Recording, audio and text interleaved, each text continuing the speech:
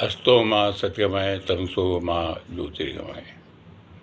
हर काली श्री कृष्ण काली, श्री राम काली, हर हरे।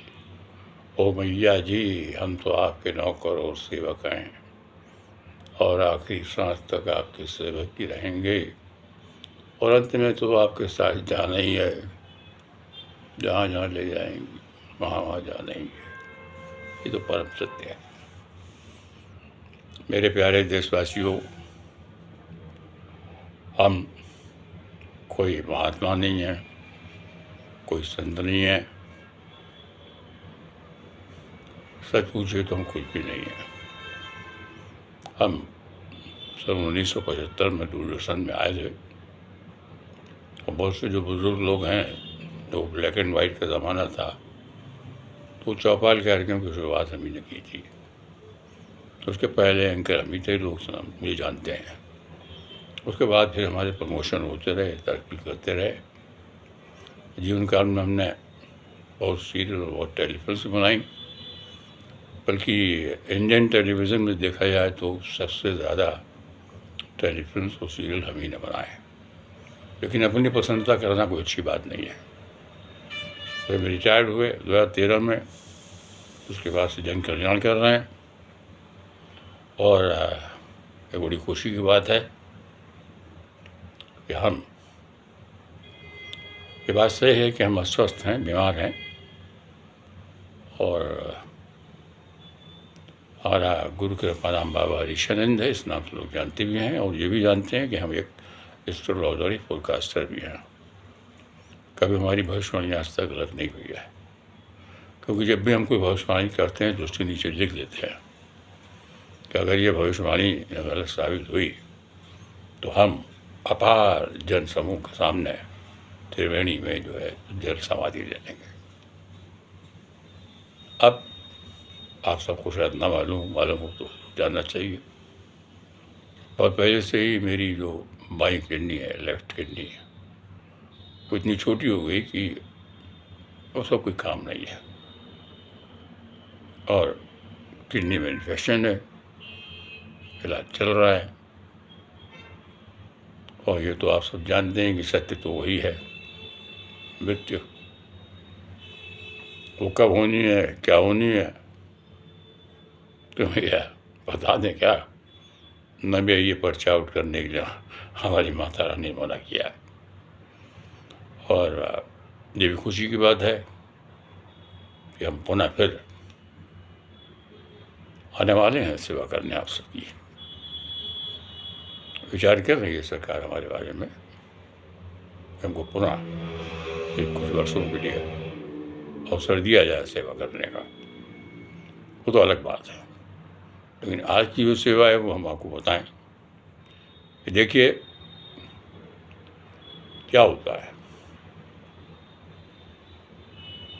ये इंसान, हर इंसान के पास जो है कुछ न कुछ परेशानियाँ, आपत्तियाँ सब तो आती रहती हैं। और अब हम अपने बारे में ये बता दें आपको, मैं शब्द में प्रयोग नहीं करता हूँ। मैं का मतलब होता है, मेरा तो शरीर अपना नहीं तो मैं क्या कहूँ, इसीलिए हम का प्रयोग कर रहे हैं। हम देखिए,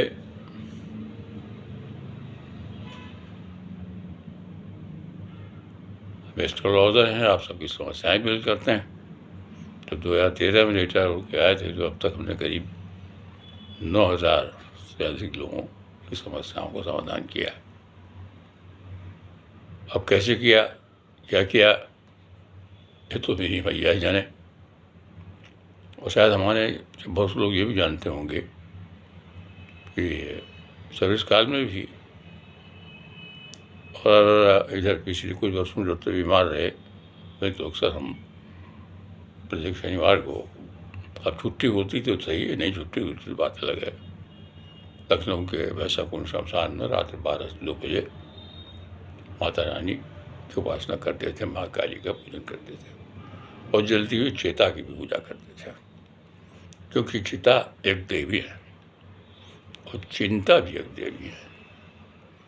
यदि आप दुर्गा सरस्वती में श्री दुर्गा अष्टोत्तर शतनाम स्तोत्रम का पाठ करें तो उसमें भगवान शंकर जी ने पार्वती जी को जो दुर्गा जी के 108 नाम बताए हैं उसमें एक नाम चिता देवी का भी है। और चिता पर अंतिम संस्कार का अवसर भी बड़े भाग्य से मिलता है।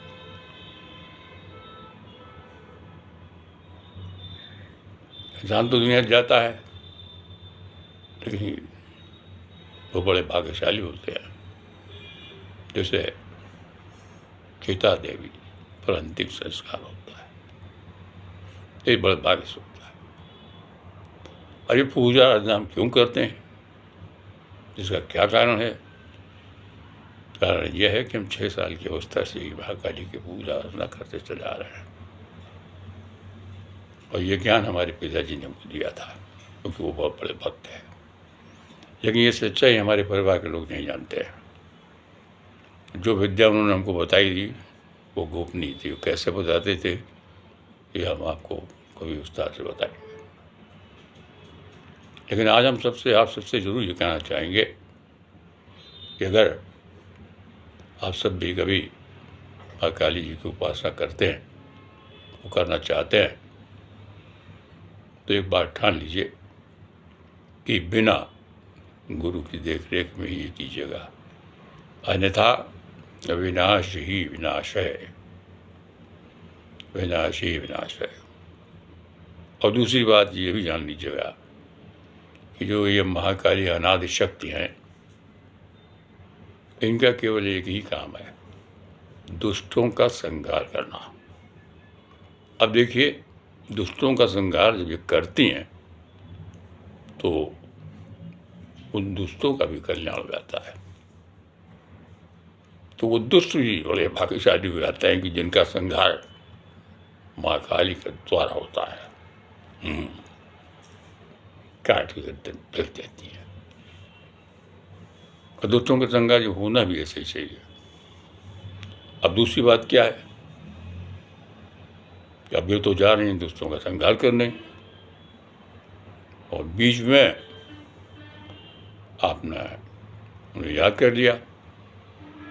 अब हमारा तो एक मंत्र है, हर काली श्री कृष्ण काली श्री राम काली हरे हरे। ये मंत्र भी हमें 2001 में मथुरा अगर आप गए प्रेम मंदिर के दर्शन किए होंगे, घूमे होंगे, तो जो मंदिर उन्होंने बनवाया है कौन सा है, वो श्री कृपालु जी महाराज, उन्होंने 2001 में हमें ये मंत्र दिया था। तो जो लोग भी इनकी उपासना करना चाहते हैं वो ये जान रहे हैं कि माँ काली का काम तो दुष्टों का संहार करना है और आप उनकी आराधना कर रहे हैं, पूजा कर रहे हैं और समय समय याद करते रहते हैं। तो अगर याद करेंगे तो कष्ट हो गई, कष्ट को झेलने के तैयार हैं अगर आप तो इनकी पूजा करें। कष्ट ही कष्ट, लेकिन कष्ट जो आएंगे उनका स्वागत करिए, तब तो काम है। बिना उसकी गाड़ी नहीं चलने वाली। केवल एक ही भक्त हुए उनके आज तक, हम तो नौकर, स्वामी रामकृष्ण परमहंस जी। महाकाली तो मूर्ति से निकल के बाहर आया थी, तो उनसे बातें करती थी और दूसरों को तो ठीक कर देते थे। लेकिन जानते हैं आप लोग, उनको कैंसर था, कैंसर। लंबे समय तक वो कैंसर के कुछ झेल रहे थे, लेकिन थे वो भक्त सच्चे। वैसा कोई भक्त आज तक पूरी दुनिया में नहीं हुआ है। मैं तो नौकर हूँ, सेवक हूँ। तो कष्ट झेलने के तैयार रहिए और जब आप गुरु की देख रेख में करेंगे तो जो गुरु आपको ज्ञान देंगे तो प्रभु से भक्ति मांगेंगे और माँ से शक्ति मांगेंगे, तो फिर इसके लिए तो बहुत कुछ करना पड़ेगा। इसके 2 तरीके होते हैं, एक तंत्र विद्या, दूसरी स्वात्विक। मैं तंत्र विद्या जानता हूँ लेकिन करता नहीं हूँ।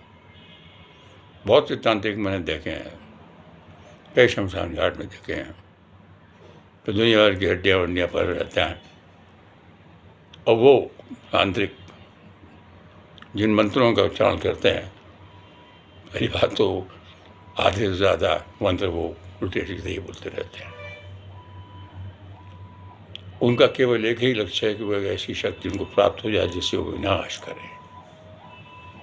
पहली बार तो ऐसी शक्ति किसी को मिलती नहीं है, और जिसको कोई कहता है कि वो शक्तियाँ उसके पास है, तो वो उसका कुछ नहीं है, वो झूठ बोल रहा है। और अगर किसी के पास आ भी गई है और उसने सोचा कि मैं विनाश करूँगा, जो विनाश करता है उससे पहले महाकाली उसका ही विनाश कर देती है। ये भी सोच लीजिए। सात्विक पूजा करता हूँ मैं। अब यह पूजा बहुत कठिन है, जो लोग करना चाहते हैं वो किसी गुरु के देख रेख में करें, और गुरु बताएंगे आपको कि इसमें क्या क्या आपको कष्ट हो गए। कष्ट पे कष्ट, कष्ट पे कष्ट। जब जब आप उन्हें याद करेंगे तो कष्ट ही कष्ट मिलने हैं। अगर इनके लिए तैयार हैं तब तो करिए, वरना पहले से हाथ जोड़ के अलग हो जाइए। हम तो कष्टों का स्वागत करते हैं, हमें तो आनंद आता है। भैया कहते कितना कष्ट झेलेगा भैया, नौकर हूँ तो नौकर तो दिन भर में 50 बार तो आपका नाम लेगा ही, तो ठीक है, नाम लेता रहे, झेलता रहे। लेकिन बच्चा तो झेलता तो है। क्यों झेलता है? इसलिए झेलता हूँ कि जब तक सांस है हमारी, तब तक मैं जन कल्याण कर सकूँ। मेरा उद्देश्य केवल जन कल्याण है, किसी भी माध्यम से है, किसी भी तरीके से है। हमारा उद्देश्य केवल जन कल्याण है, वो जन कल्याण ही करेंगे। ज्योतिष विद्या के माध्यम से भी हम केवल मस्तिष्क देखते हैं, बस, और कुछ नहीं। और जो मेरी मैया आ गई, हमारी मैया हमको बता देती है, वही करते हैं। तो आज तो हम आपको इतना ही बताएंगे, तो अंत में कहेंगे कि अगर रात्रि में सोते समय किसी पीड़ा में आप अगर हैं, और अगर आप मांस और बजरा का सेवन नहीं करते हैं, और आप एक सच्चे सनातनी हैं, तो मैं आपको ये बता रहा हूँ, ये जो मंत्र है, हर काली, श्री कृष्ण काली, श्री राम काली, हर हरे। शिव भी काली हैं, पार्वती भी काली हैं, राम भी काली हैं, कृष्ण भी काली हैं, राधा भी काली हैं, राम भी काली है, सीता भी काली है।